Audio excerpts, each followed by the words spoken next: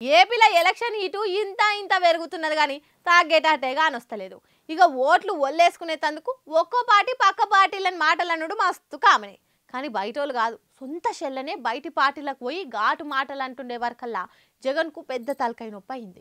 ఇన్నొద్దులు పంక party మీద పనితనం మీద మాటలన్న షర్మిల ఇంకా జర డోసు వెంచి సిద్ధం సభల మీద పెద్ద పంచాదే లేపింది. ఇట్లా ప్రతిపక్షాలు పొత్తుగుడి అందరొక్కటై నా మీద యుద్ధం అంటురు గాని నేను మాత్రం ఒంటరిగా సిద్ధం, మీరే నా బలం బలగం అనుకుంటా జగనన్న స్పీచ్లు దంచి సిద్ధం సభలు పెడుతున్నాడు కదా. ఓ దిక్కు లక్షల మంది వచ్చిరని పంక పార్టోలు ట్వీట్లు పోస్టులు పెట్టుకుంటే బిజీగా ఉంటే ఆపోజిషన్ పార్టోలేమో అవన్నీ గ్రాఫిక్స్ అడ మందే లేరు, గ్రీన్ మ్యాట్ మాయ అనుకుంటా నాన్ స్టాప్ గా ఆడిపోసుకుంటున్నారు. ఆలీలే కాదు, జగన్ షెల్లె షర్మిల కూడా సిద్ధం సభల మీద 7 దోషుల ఎర్రమన్నెత్తి వస్తుంది. ఒకటి కాదు రెండు కాదు 600 కోట్లతోని సిద్ధం సభలు పెడుతున్నారు.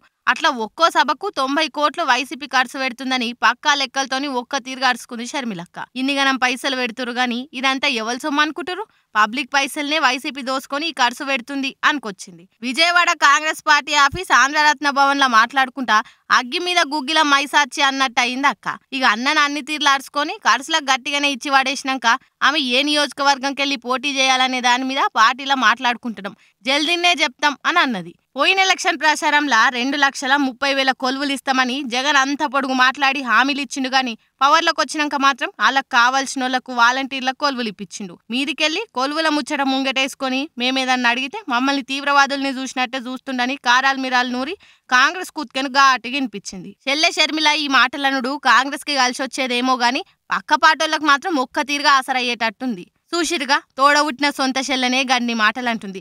ఇంటోళ్ళకే న్యాయం చేయలేనాయన కోట్ల జనాలకి ఏం పని చేసి పెడతాడు అని అరుచుకోబట్టిరు. మరి సిద్ధం సభలకు 100 కోట్ల పబ్లిక్ పైకం ఖర్చు పెడుతురన్న కామెంట్లకు పంక పాటోళ్ళు ఏ నంబర్ స్పీడ్ మీద కామెంట్లు చేస్తారో చూడాలిగా.